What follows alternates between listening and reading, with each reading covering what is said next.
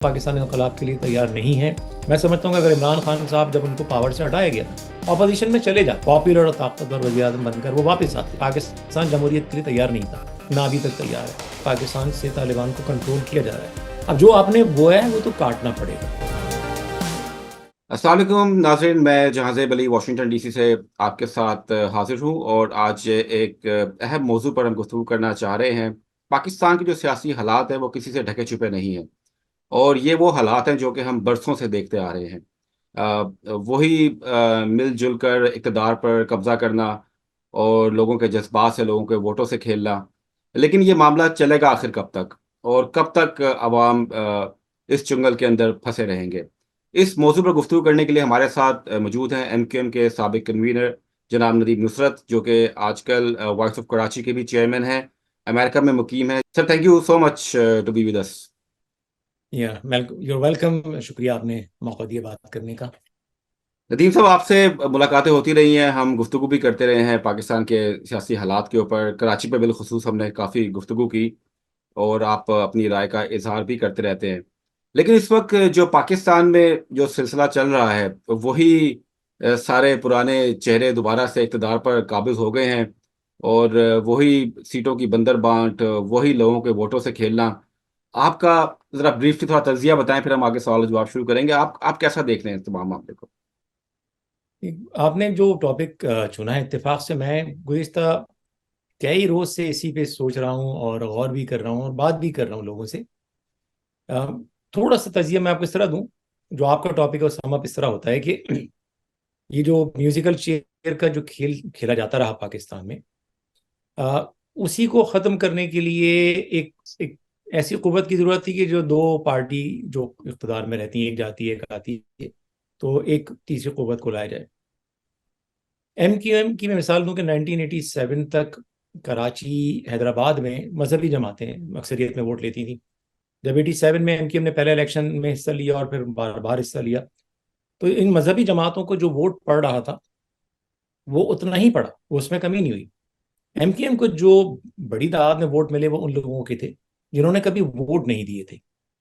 अब यही एनालॉजी आप लेकर आइए कि जब पीपल्स पार्टी और नून लीग की जो इख्तदार की जो म्यूजिकल चेयर है, इसमें ज़रूरत थी कि एक ऐसी थर्ड पार्टी को लाया जाए जो उन पाकिस्तानियों को मोबिलाइज करे जो कभी सियासत में, उनको शिकायत तो है लेकिन सियासत का पार्ट नहीं है वो, तो उनको एक मौका दिया जाए, उनको स्टेक होल्डर बनाया जाए। तो 2013 के इलेक्शन में कोशिश की गई और 2018 के इलेक्शन में बाकायदा उस थर्ड ग्रुप को एम्पावर करके पावर में लाया गया। और आप अलमिया देखिए कि 2024 में हमने उनको फारिग कर दिया। तो 2013 में हमने एक कुव्वत तैयार की, 2018 में एम्पावर किया, 2024 में उसको एक बहुत बड़ी कुव्वत, जैसे मैंने कहा कि जो मेजॉरिटी में थी, अब वो डिसग्रंटल पॉलिटिकल फोर्स बन गई। पहले वो क्वाइट थी, साइड लाइन पे बैठी हुई थी। आज उसको बड़ी शिकायत है कि आपने हमें इंगेज भी किया और आप हमें पावर नहीं दे रहे हैं। अब मसला ये है कि जिन दो ताकतों को हटाने के लिए आपने एक तीसरी ताकत क्रिएट की थी, आज वो ताकत एक बड़ी ताकत बन गई लेकिन वो इस खेल का हिस्सा नहीं है। अब मजीद जो है वो खेल बड़ा, आप ही कह लें, गंभीर हो गया है। नुकसान पाकिस्तान का हो रहा है। मैंने अभी 2 दिन पहले ही बात कही कि आपका जो मसला है वो ये है कि आपके जो निज़ाम है उसके कुएं में कुत्ता मरा हुआ पड़ा है। आप उसमें से कितने भी पानी के डोल निकाल के बाहर फेंक दें, पानी गंदा ही रहेगा। बार बार मैं एक बात ही कहता रहा हूं कि ये हमने तजुर्बात करके देख लिए ना, बार बार इलेक्शन भी करा लिए। और एक अच्छी बात यह है कि इलेक्शन हो गए और इलेक्शन से किसी को कितनी भी शिकायत रही हो, अच्छी बात यह है कि बदअमनी नहीं हुई, लोग सड़कों पर नहीं आए, जलाओ घेराव नहीं हुआ, मुल्क की मईशत का पहिया चलता रहा। ये बड़ा इंपॉर्टेंट पार्ट था, अल्हम्दुलिल्लाह उससे गुजर गए। लेकिन जरूरत इस बात की है कि पाकिस्तान के निज़ाम को तब्दील किया जाए। मैं इस पर फिर मजीद बात करूंगा, लेकिन जब तक हम इस निज़ाम को तब्दील नहीं करेंगे, कॉन्स्टिट्यूशन को तब्दील नहीं करेंगे, जिस बहरान से हम गुजर कर आए उससे मजीद भयानक बहरान हमारा वेट कर रहे हैं। सर, आप बहरान की बात कर रहे हैं। होता तो ये था कि पहले जिन कुव्वतों की तरफ आपने इशारा किया, वो कुव्वतें पहले ढकी छुपी सियासत करती थी। सामने नहीं आते थे ज़्यादा, ठीक है, इल्ज़ामात लगते थे उनके ऊपर कि आप किसी को लेकर आ रहे हैं, किसी को नहीं लेकर आ रहे हैं। लेकिन अब तो कहते हैं हमाम में सब नंगे हैं, अब तो बिल्कुल सामने आ गए हैं कि कर लो जो करना है। जहाँ से बहुत अहम पॉइंट है जिसकी तरफ आपने निशानदेही की है, लेकिन इसी को हमें समझना होगा कि जो मैंने भी कहा कि मईशत का पहिया चलता रहा, जो खतरा था कि ये जो शऊर फैला है सोशल मीडिया के जरिए। देखिए, मीडिया आपका जो मेन स्ट्रीम मीडिया है वो तो बड़ा इजीली कंट्रोल हो जाता है। अमेरिका की भी मिसाल है, मिडल ईस्ट के मामले पर कितना भी कुछ हो रहा हो, लेकिन यहाँ पे मेन स्ट्रीम मीडिया वही देता है जो रियासत की पॉलिसी होती है। जो फर्क आ गया वो ये कि सोशल मीडिया का एलिमेंट आ गया, उसने लोगों को शऊर भी दे दिया है। अच्छा, मसला ये है कि पाकिस्तान का जो निज़ाम है वो सिर्फ पाकिस्तान की बात नहीं है, बल्कि पूरी दुनिया में जो आप कह लें कि जो नॉन डेमोक्रेटिक फोर्सेस हैं वो उनका मिजाज सख्त से सख्त तर होता जा रहा है। ये एक क्लैश की सूरत हाल बढ़ रही है। अमेरिका में जब स्लेवरी के, गुलामी के मसले पर ये एक डेडलॉक आ गया था कि अब गुलामी रहेगी या नहीं रहेगी, तो नॉर्थ और साउथ में फिर जंग हुई और फिर जाके नॉर्थ ने जंग जीती तो अपने स्लेवरी का खात्मा हुआ। अगर वो जंग हार जाते तो स्लेवरी रहती। हमारे यहाँ भी वही सिचुएशन आ गई है। और ये मतलब कह देना बड़ा आसान है कि इनकलाब चाहिए, लेकिन इनकलाब की प्राइस होती है कि हम वो प्राइस देने के लिए तैयार हैं। हमने मशरक़ वस्ती में इनकलाब आते देखे, स्प्रिंग रेवोल्यूशन हमने देखा, हमने इजिप्ट में देखा, हमने और कई कंट्रीज में देखा, लेकिन उसके बाद जो कुछ हुआ उसके नताइज भी हमारे सामने हैं। तो क्या बहैसियत कौम पाकिस्तान किसी इनकलाब के लिए तैयार है? मैं समझता हूँ पाकिस्तान इनकलाब के लिए तैयार नहीं है। उसकी वजह यह है कि आप एक ऐसे माशरे में रह रहे हैं जो आप लिसानी मजहबी बुनियादों पर तकसीम दर तकसीम है। इसमें जो हल है वो यही है कि जो क़ुव्वतें हमें नजर आ रहा है कि कंट्रोल करने पर आमादा है, मुसिर हैं, क्या उनको स्टेक होल्डर बना के कोई रोल परमानेंट दे के कोई ऐसा निज़ाम लाया जा सकता है कि जिसमें ये भी खुश रहें, जमहूरियत भी रहे, अवाम भी खुश रहें। यही मसले का हल है फौरी। आगे चल के हो सकता है कोई और बेहतर सोल्यूशन निकल आए, लेकिन अब इस वक्त एक जो रियलिटी है उसको तस्लीम करके आगे बढ़े। मैं समझता हूँ कि अगर इमरान खान साहब जब उनको पावर से हटाया गया था, अगर वो ऑपोजिशन में चले जाते, तो मैं समझता हूँ आज पाकिस्तान की तारीख के सबसे ज्यादा पॉपुलर और ताकतवर वज़ीर आज़म बनकर वो वापस आते। लेकिन उन्होंने तसादुम का रास्ता अख्तियार किया। नवाज शरीफ साहब ने इख्तियार किया, नुकसान उठाया। भुट्टो ने इख्तियार किया, नुकसान उठाया। जिसने तसादुम किया उसने नुकसान उठाया, मुल्क को नुकसान पहुंचा। अब हम एक रियलिटी तस्लीम कर लें कि भाई ये निज़ाम है। अब इस निज़ाम को समझते हुए, वेदर यू लाइक इट और not, it is definitely not an ideal system. लेकिन आपको इसी नॉन आइडियल सिस्टम में, इसी जो आपका कह लें कॉम्प्रोमाइज सिस्टम में, आपको कोई ना कोई हल निकालना होगा। तो फिर तो यानी कि नवाज शरीफ साहब की पार्टी ने और फिर जरदारी साहब की पार्टी ने फिर ठीक फैसले किए आपके, जो आपकी बात से महसूस हो रहा है, कंप्रोमाइज किया ना उन्होंने चीजों के ऊपर। बिल्कुल उन्होंने कॉम्प्रोमाइज किया है। अब अगेन आप पूरे कॉन्टेक्स्ट में देखेंगे तो ऑप्शन था क्या? जब आपने खुद एडमिट किया, हमने एडमिट किया, कौम पूरी दुनिया एडमिट कर रही है कि आपके पास एक बड़ा लिमिटेड जो है प्ले एरिया है जिसमें आप ऑपरेट कर सकते हैं। अब आइडियल सिचुएशन नहीं है। अगर आप एक फेयर एंड फ्री इलेक्शन कराएं या आप लोगों को रेफरेंडम में मौका दें, तो जिनको आपने सदर मुंतखब किया है वो कौंसलर का इलेक्शन भी नहीं जीत सकते। आज वो सदर के मनसब पे बैठ गए आके। ये हमारी बदनसीबी है ना ये। लेकिन अब मसला ये है कि हम इस पे जलते रहें, कोड़ते रहें, या ये है कि हम एक रियलिटी को तस्लीम करें कि भाई पाकिस्तान का जो निज़ाम है उसमें इदारे जो हैं वो एक रियलिटी है, वो डोमिनेंट फोर्स है।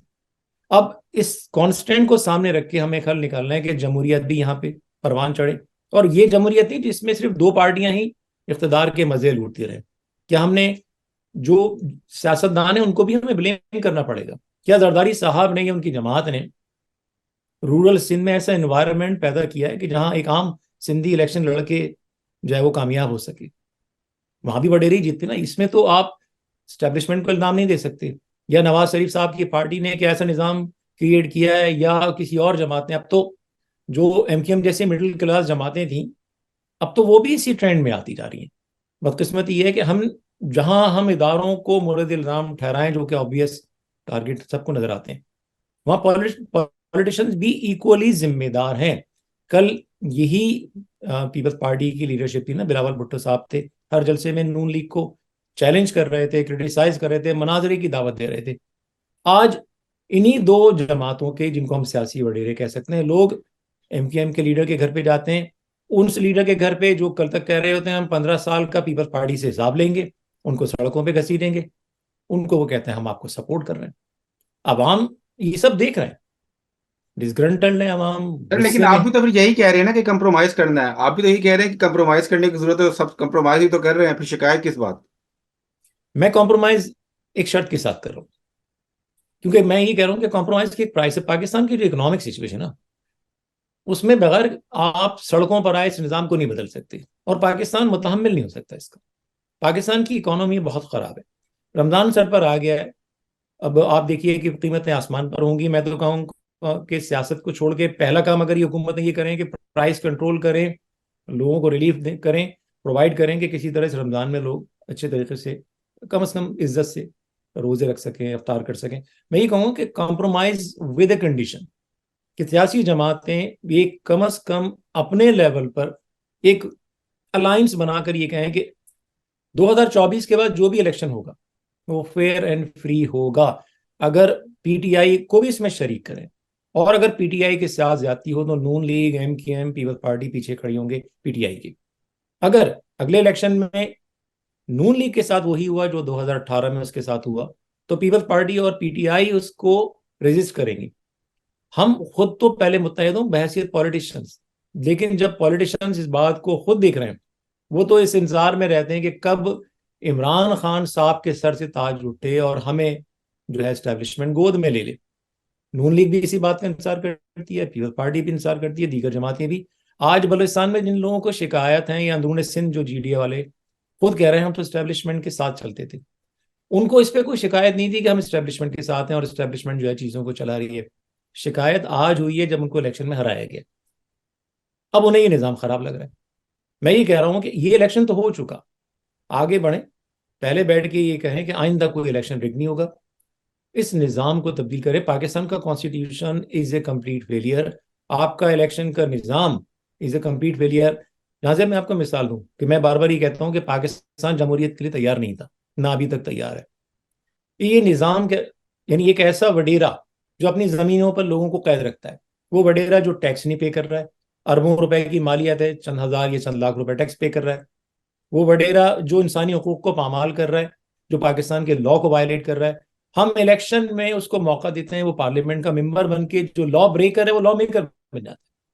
ना सिर्फ लॉ का मेकर बन जाता है बल्कि वो जोड़ तोड़ करके वो मिनिस्टर बन जाता है।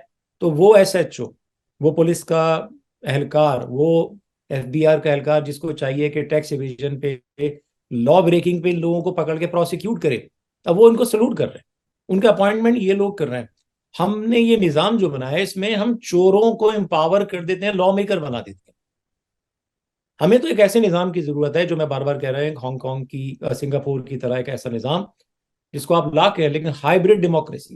पहले हमारे लोगों का शऊर तो इस जगह पहुंच जाए कि हम कहें कि अगर तुम जित वादे कर कर आए थे, कल तक तो तुम कह रहे थे हम सड़कों पर घसीटेंगे, आज तुम ये कह रहे हो कि हम इन्हीं को सदारत के लिए वोट देंगे, सर ये तो तो हम आपको वोट। बिल्कुल बिल्कुल, ये तो सबको नजर आ रहा है सर, लेकिन आपको, आपसे जब भी मेरी गुफ्तगू होती है आप लोकल बॉडीज के हवाले से बड़े सपोर्टिव रहे हैं।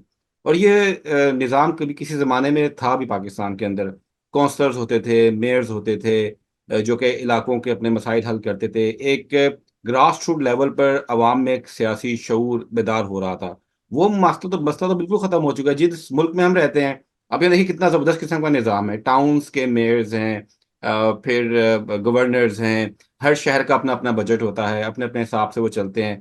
आपस में कंपटीशन होता है शहरों का कि कौन सा शहर अच्छा ज़्यादा से ज़्यादा लोगों को सहूलियात दे रहा है।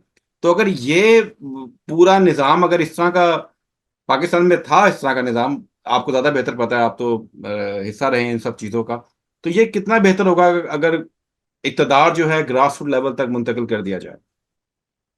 जहाँ से आपने बिल्कुल कहते हैं ना, समंदर को दरिया में समोया है, यही बात है जो हम भी कह रहे हैं कि पाकिस्तान में जो हमने इनहेरिट किया था सूबों का निज़ाम, वो कंप्लीट डिजास्टर है। इसी की बुनियाद पे तो लिसानी मसला हुआ, बांग्लादेश अलग हुआ। अगर हम पाकिस्तान में जितने आपके डिविजन हैं उनको अगर हम इंतज़ामी यूनिट बना दें और उनको इतना एम्पावर कर दें कि वहाँ की पुलिस, वहाँ का महकमा हेल्थ, वहाँ की एजुकेशन, वहाँ का लॉ एंड ऑर्डर मेयर के कंट्रोल में हो, तो ये जो पार्लियामेंट है हमारी, जो सारे फिसाद की जड़ है, पूरी दुनिया में पार्लियामेंट लॉ मेकर होती है, हमारे यहाँ जो पार्लियामेंट है सारे इख्तियार उसको दे दिया गया है। पार्लियामेंट सिर्फ लॉ बनाती है पूरी दुनिया में, इसके अलावा कुछ नहीं करती। सारे जो जो इश्यूज हैं, सिविक बेस्ड इश्यूज हैं, वो तो लोकल गवर्नमेंट, जैसा आपने कहा, वो हल करती है। अगर इसको कर दिया जाए, अच्छा, इस सिमत में सबसे अच्छा काम, आप अगर कहें आयरन ही के, हर, जिसको हम कहते हैं ना सो कॉल्ड मार्शल लॉ या मिलिट्री जो का दौर है, जो भी काम हुआ है उसी दौर में हुआ। जनरल अय्यूब खान को आप लाख क्रिटिसाइज करें, लेकिन उनके दौर में बेसिक डेमोक्रेसी का सिस्टम आया। जनरल जियाउल ने पावर में आने के बाद पहली दफा जो है वो 2 दफा बल्दियाती इलेक्शन कराए। जनरल मुशर्रफ ने ना सिर्फ इलेक्शन कराए, बल्कि कराची में 18 बल्दियात बनाई, टाउन बनाए, हर टाउन के मेयर को एम्पावर किया। उसका नतीजा ये हुआ, हम MKM के मुस्तफ़ा कमाल साहब को जो क्रेडिट देते हैं, उसमें बहुत बड़ा जो है वो रोल उन टाउन का, उनके नाज़मीन का था, उनके काउंसलर्स का था, जिन्होंने काम किया। पीपल्स पार्टी की गवर्नमेंट पावर में आई और उसने आने के बाद पूरा सिस्टम जो है वो रिवर्स कर दिया। उस जमाने में जो गैर मुल्की जो एक्सपर्ट्स थे वो भी इस पूरे प्रोसेस में इन्वॉल्व हुए थे। 18 जो अमेंडमेंट है उस पर हम क्रिटिसाइज कर सकते हैं, बिल्कुल गलत हुई, लेकिन उसमें एक बड़ी इंपॉर्टेंट क्लॉज थी जिसमें ये था कि जो पावर्स हैं वो वफाकी हुकूमत से जाएंगे सूबाई हुकूमत, और सूबाई हुकूमत से वो बल्दियात को जाएंगे। अगर इस वक्त जो हुक्मरान बैठे हैं या जो इस्टेब्लिशमेंट, अगर वो सिर्फ इतना ही करा ले कि अगले 1 साल के अंदर ये कर दे कि जितने डिविजन हैं उनको एडमिनिस्ट्रेटिव यूनिट कर दिया जाए, और जितनी बल्दियात हैं उनको इन्हीं लाइंस पे, कोई नया निज़ाम बनाने नहीं जा रहा है, हमको तजुर्बा करने नहीं जा रहा है। आप ब्रिटेन का बोरोस का मॉडल उठा लें, जर्मनी का उठा लें, फ्रांस का उठा लें, अमेरिका, कनाडा, ये 5-6 ममालिक का जो बना बनाया निज़ाम है, आप अपने यहाँ ले आइए। मैं न्यू जर्सी की मिसाल दूं कि 2012 में न्यू जर्सी में एक सैंडी नामी तूफान आया। उसने न्यू जर्सी का कोस्टल एरिया बिल्कुल बर्बाद कर दिया। विफाकी हुकूमत बिल्कुल इन्वॉल्व नहीं हुई, सिर्फ न्यू जर्सी की गवर्नमेंट ने और वहाँ की जो लोकल जो गवर्नमेंट है, उन्होंने पूरे जो कोस्टल बेल्ट है उसके एरिया को, उन्होंने उसको ना सिर्फ रिपेयर किया, बल्कि within a year life came back back to normal. ये सब कुछ आपके यहाँ भी हो सकता है, कोई हम व्हील इन्वेंट नहीं कर रहे हैं, इट्स ऑलरेडी देयर। हम उस निज़ाम को अपने यहाँ इम्प्लीमेंट कर दें, 90% आपके यहाँ लोगों के मसाइल वैसे ही हल हो जाएंगे। सर, आप एक बड़े अरसे तक MQM के कन्वीनर की हैसियत से रहे। आप लंदन में रहे। अल्ताफ हुसैन साहब के साथ एक लंबी रफाकत आपकी रही। और उस जमाने के अंदर भी हमने देखा कि कई लोग जाते थे, अल्ताफ हुसैन साहब से मिलते थे, आपकी मुलाकातें होती थी, क्योंकि आप गवर्नमेंट में भी इन्वॉल्व रही। MQM बड़ा अरसा कराची शहर पर राज किया। और मुख्तलिफ पार्टीज़ के साथ, यही पीपल्स पार्टी जब आप भी होते थे, आप इत्तेहाद बने, पीपल्स पार्टी के साथ भी बने और दीगर जमातों के साथ भी इत्तेहाद बने। सर, थोड़ा सा अगर हम माजी की बात करें, कोई माजी की यादें कुछ लोगों के लिए। सर, जब आपके पास मुलाकातों के लिए लोग आते थे वहाँ पे, और जिस तरीके से आपकी अ, जिसे कहते हैं कि बहुत ही कुव्वत वाले इदारे, उन लोगों से भी गुफ्तगू होती थी, फिर पार्टीज के चेयरमैन और जितने भी सियासतदान थे उनसे मुलाकातें होती थी। सर, कुछ कुछ कुछ कुछ बताएं ना सर, उस पर क्या होता था कुछ। आपने तो ये सब चीज़ें देखी हुई हैं, कुछ नाजरीन के लिए कुछ बताएं, कुछ एक आधा वाकया को हमारे साथ शेयर कीजिए। या बताइए कि उस वक्त भी MQM यही सियासत कर रही थी जो आप अभी कह रहे हैं कि मिलजुल के चलना है, कंप्रोमाइज करना है। तो ये क्या होता था जब गुफ्तगू होती थी उस जमाने में? जैसे मैं, जनरल मुशर्रफ के दौर में बहुत कुछ हुआ, और इत्तेफाक से जब वो दौर शुरू हो रहा था, बिल्कुल जब वो उनसे अलायंस शुरू हुआ है, उस वक्त मैं अलग हुआ, लंदन से अमेरिका आ गया। और जैसे ही MKM फरवरी 2013 में हुकूमत से आखिरी दफ़ा बाहर आई, मैं एग्जैक्टली उसी दिन वापस आया। तो उस, लेकिन जो कुछ उस दौर में हुआ, जाहिर सी बात है कि वो बहुत सारी बातें इल्म में हैं उसमें। काफ़ी इंटरेस्टिंग चीज़ें भी हैं उसमें, बहुत सारी चीज़ें ऐसी हैं जो उसके बाद भी हुई हैं, ये नहीं कि जब मैं वापस आया हूँ नहीं, बहुत इंपॉर्टेंट। उसमें बहुत सारी सेंसिटिव चीज़ें हैं। मिसाल के तौर पे, मैंने अपने अभी मेमोयर्स लिखे हैं, और वो अभी रिवीजन के मरहले में है। इंशाल्लाह अगले 1 महीने में वो पब्लिशर से बात हो गई है, और 1 महीने में वो इंशाल्लाह वो होपफुली, महीने नहीं तो 6 हफ्ते तो में वो कुछ तो आ जाए। वाकयात शेयर कर कीजिए ना सर, नाज़रीन के लिए बड़ा इंटरेस्टिंग होता है, लोग सुनना चाहते हैं सब बातें। कुछ कुछ तो शेयर कीजिए, कुछ तो एक आधा एक दो वाकयात बताइए जरा प्लीज। नहीं, मैंने उसमें काफ़ी जो चीज़ें लिखी हैं वो बेसिकली वो उन लाइंस में नहीं है जिसमें किसी की प्राइवेट लाइफ शेयर की गई हो। प्योरली जो है वो एकेडमिक है वो, कि जो कुछ हुआ। मिसाल के तौर पे मैंने उसमें एक नेक्स्ट एक फेज आएगा उसका, जो सेकंड पार्ट है वो काफ़ी, क्योंकि तवालत हो गई थी, तो पब्लिशर ने कहा इसको आप हिस्सों में डिवाइड कर दें। तो अभी मिडिल पार्ट पे काम हो रहा है, फर्स्ट पार्ट बाद में आएगा और थर्ड बाद में आएगा, पहले मिडिल आएगा। तो उसमें ये है कि किस तरह की जो है वो चीज़ें और मिस्ड अपॉर्चुनिटीज़ हैं। उसमें एक ये भी है कि जो रोल पीटीआई को मिला वो रोल एक ज़माने में एमक्यूएम को दे दिया गया था। और ये चीज़ होने जा रही थी कि एमक्यूएम जो है वो एक नेशनल पार्टी बनकर आएगी। जिस तरह पीटीआई एक उम्मीद बनकर आई मिडिल लोअर मिडिल क्लास तबके के लिए, नौजवान एजुकेटेड क्लास के लिए, पूरा प्लान ये था कि एमक्यूएम वो रोल प्ले करेगी। लेकिन मिस्ड अपॉर्चुनिटीज, जैसे मैंने कहा कि उसमें ये हुआ कि जब एमक्यूएम को ये रोल दिया गया तो एमक्यूएम ने पंजाब में काम शुरू किया।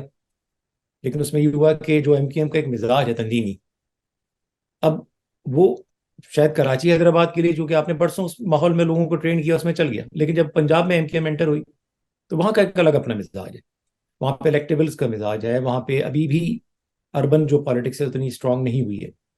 तो वहाँ पे जो एमक्यूएम का जो माइंड सेट है वहाँ अप्लाई करने की कोशिश की गई। तो जिन लोगों को ऊपर से कहा जा रहा था आप एमक्यूएम में शामिल हो जाइए, उनको एमक्यूएम के जलसों में कहा जा रहा है कि आप जमीन पे बैठेंगे, आपको लोकल इंचार्ज के मातहत काम करना है। जिन लोगों को पंजाब का इंचार्ज बना के भेजा गया, जो लोगों को बड़े बड़े मालदार लोगों को, जमींदारों को लेकर एमक्यूएम में आ रहे हैं, वो देख रहे हैं कि हमारे इंचार्जेस तो खुद जमीन पे बैठे हुए हैं और एमक्यूएम का जो कराची से आया हुआ जो जिम्मेदार है वो सारी चीजें कंट्रोल कर रहा है। तो वहां पे ये पूरा प्रोजेक्ट जो है लॉन्च होने से पहले ही इंतशार का शिकार हो गया। जितने इलेक्टेबल से, जितने जो कह लें कि नोटेबल से, उन्होंने कहा कि जो हमें लोग लेकर आ रहे हैं वो जमीन पे बैठ रहे हैं, उनकी इज्जत नहीं है। हमारे साथ ये सुलूक हो रहा है कि आज हम हमें जमीन पे पहले दिन से बिठा रहा है, आगे चल के हमारे हमसे क्या आपने खड्डे खुदवाने, आपने हमसे झंडे लगवा लें। तो एक वो पूरा प्रोजेक्ट जो था कि एमक्यूएम को एक नेशनल पार्टी के तौर पे लाया जाए, वो स्टार्ट होने से पहले ही फ्लॉप हो गया। और इसी तरह की और भी मिस्ड अपॉर्चुनिटीज थी बदकिस्मती से। और ये एक बड़ा अलमिया उसका ये हुआ कि मुल्क को जो है वो फायदा नहीं पहुंच सका, क्योंकि बहरहाल एमक्यूएम को आप 10,000 इल्जाम आपने, हमने, मीडिया ने, दोस्तों ने, दुश्मनों ने शेयर किए कि एमक्यूएम पे ये इल्जाम है। एक बहुत बड़ी चीज जो इग्नोर कर दी जाती है वो ये है कि एमक्यूएम ने लोअर और मिडिल क्लास लोगों को एम्पावर किया। मैं आज की एमक्यूएम की बात नहीं कर रहा हूँ। माजी के एमक्यूएम में तो कैंडिडेट के पास फीस, जो फीस भरनी होती है ना इलेक्शन की, उसके पैसे नहीं होते थे। पार्टी फीस भरती थी पूरी कैंपेन। एमक्यूएम के जो पहले एमएनए इस्लामाबाद पहुंचे थे उनके में से किसी के पास गाड़ी नहीं थी, वो टैक्सियां करके पार्लियामेंट हाउस पहुंचे। एमक्यूएम के जो एमपीए की जनरल मुशर्रफ के दौर में तस्वीर आई कि वो मोटर बाइक पे पार्लियामेंट के इजलास में जाते थे। तो वो बदकिस्मती से वो जो अपॉर्चुनिटीज जो एमक्यूएम ने मिस की उसका एमक्यूएम को भी नुकसान हुआ, पाकिस्तान के गरीब आवाम को भी नुकसान फिर जो पहुंचा। आज की एमक्यू में ये क्या है फिर, ये जो सब अब मिल के बैठ गए हैं, पहले एक दूसरे के खिलाफ बड़े मामला चल रहे थे, कोई आपको से राब्ता किया कि भाई जब सारे इकट्ठे हो रहे हैं तो आप क्यों नहीं इकट्ठे हो रहे हैं इनके साथ, आप तो बड़े एक वेटरन लीडर हैं एमक्यूएम के। आ, ये तो इसका जवाब वही दे सकते हैं कि भाई उन्होंने क्यों रब्ता नहीं किया। जब ये सब बिखरे हुए थे तो मैंने एक रोल प्ले किया, आपसे भी मेरी कई दफ़ा बात हुई, आपने मेरे इंटरव्यूज भी चलाए और हमारी ख्वाहिश थी कि सब एक हो जाए। लेकिन एक होना सिर्फ एक पहला मरहला था। एक होने के बाद जरूरी ये था कि एमक्यूएम को उन्हीं लाइंस पे रिवाइव किया जाए, नीचे से लोगों को लाया जाए। और एमक्यूएम का जो सबसे बड़ा जो जिस पे मुझे शिकायत रही पिछले कई सालों में कि एमक्यूएम एक स्टैग्नेशन, एक जमूद का शिकार हो गई। 80s में जो लोग आए वो आज भी बैठे हुए हैं। जो लोग चेंज के एजेंट बनकर आए थे वो खुद सबसे बड़े आज नुमाइंदे बने हुए हैं जमूद के। आज इलेक्शन में भी 90% उन्हीं लोगों को टिकट दिए गए जिनके बारे में जो है आवाम की राय मुनासिब नहीं है। कुछ अच्छे लोगों को टिकट दिए गए होंगे लेकिन जो जनरल इंप्रेशन है वो अच्छा नहीं है। इन्होंने क्यों रब्ता नहीं किया, करते तो हम उनसे अच्छे आइडियाज़ भी शेयर करते, क्योंकि मेरी जो पोजीशन है वो मैं नॉन पॉलिटिकल हूँ अब। मैं चाहे कोई भी एमक्यूएम का ग्रुप हो, चाहे कोई भी अर्बन सिंध की पॉलिटिक्स का ग्रुप है, मैं उसको यही कहता हूँ कि पॉलिटिक्स अब चेंज हो गई है, ये 80s की पॉलिटिक्स नहीं है। हम यहाँ पे, आप और हम यहाँ रहते हैं, हम देखते हैं कि यहाँ पे इंक्लूजन का दौर है। यहाँ पे चाहे वो ब्लैक्स हों, हिस्पैनिक हों, चाहे वो स्ट्रेट हों, चाहे गेज हों, सबको जो है मेन कौमी धारे में लाने की कोशिश की जाती है। हमारे यहाँ जो है वो अभी भी जो है एक्सक्लूजन की सियासत है। आपको रूरल सिंध में कोई नॉन सिंधी नहीं मिलेगा, गवर्नमेंट ऑफिस में नहीं मिलेंगे। ज़रूरत इस बात की है कि हम इंक्लूजन की तरफ जाएं। कराची एक एक अब एक कॉस्मोपॉलिटन सिटी है, हर तरह के लोग रहते हैं। तो ज़रूरत इस बात की इस मैसेज को भी रिफॉर्म किया जाए, जो आपका पुराना मैसेज है सबको लेके चला जाए। और इसी में पाकिस्तान की बकाया, क्योंकि कराची चलता है तो पाकिस्तान चलता है।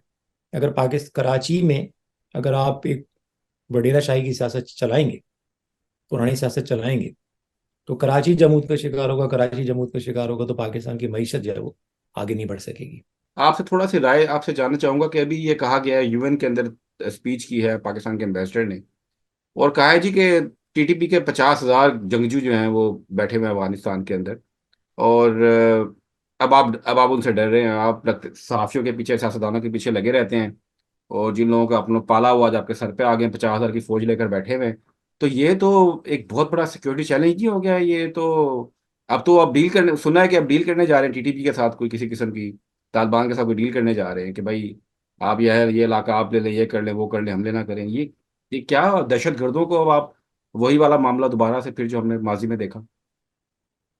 ये कंप्लीट एक टेस्टिमनी है कि फेलियर है आपकी फॉरेन पॉलिसी का, सिक्योरिटी पॉलिसी का।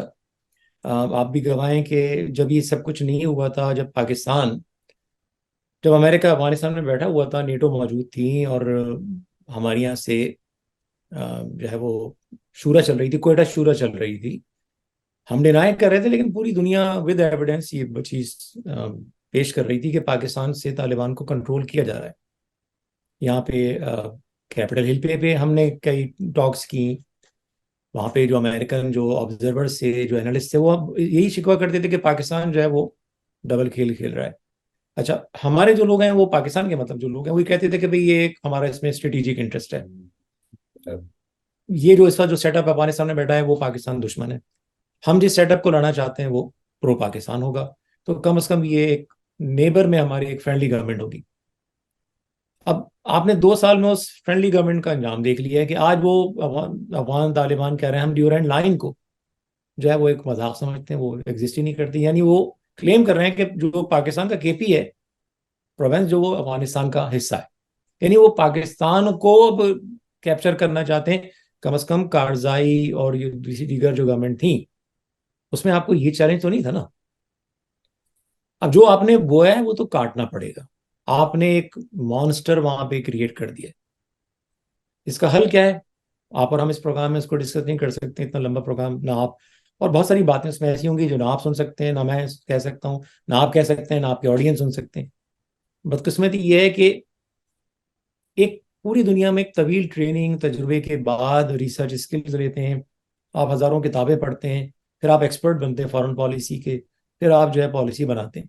हमारे यहाँ जो लोग फॉरेन पॉलिसी बना रहे हों या कोई और पॉलिसी, उनका वो बैकग्राउंड ही नहीं है ना।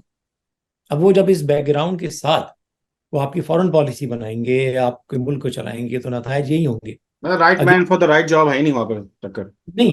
तो मेरा पॉइंट ये है कि अगेन, लेकिन क्या आप और हम इसको चेंज कर सकते हैं? क्या आप और हम विश कर सकते हैं कि ये डिसअपियर हो जाए? ये मामला नहीं होगा, ये चलता रहेगा निज़ाम। अब मसला ये है कि इसी निज़ाम को जो टूटा फूटा है आपने फिक्स करना है। मैं इसलिए कह रहा हूं कि पाकिस्तान में जो मौजूदा जमहूरी निज़ाम में नहीं चलेगा, जहां से हमें एक्सपर्ट्स की जरूरत है। आपने जिस वक्त जो पार्लियामेंट में लोग बिठाए, जिनको आपने ओहदे दिए, ये वो लोग हैं जो अपने घर का निज़ाम नहीं चला सकते सही से। तो सर आपका बहुत शुक्रिया, बहुत अच्छी गुफ्तगू हुई। आपसे दोबारा भी गुफ्तगू करेंगे और कोशिश करेंगे इन पर्सन आपके साथ मुलाकात हो। और और मुझे उम्मीद है कि जिन लोगों ने आपको सुना उन्होंने भी इस गुफ्तगू से थोड़ा बहुत कुछ फ़ायदा हासिल किया होगा और उन्हें मज़ा भी आया होगा। सर आपसे फिर इंशाल्लाह दोबारा मुलाकात होगी। पाकिस्तान इनकलाब के लिए तैयार नहीं है। मैं समझता हूँ कि अगर इमरान खान साहब जब उनको पावर से हटाया गया, ऑपोजिशन में चले जाते, पॉपुलर और ताकतवर वज़ीर आज़म बनकर वो वापस आते, पाकिस्तान जमहूरियत के लिए तैयार नहीं था, ना अभी तक तैयार है। पाकिस्तान से तालिबान को कंट्रोल किया जा रहा है। अब जो आपने बोया है वो तो काटना पड़ेगा।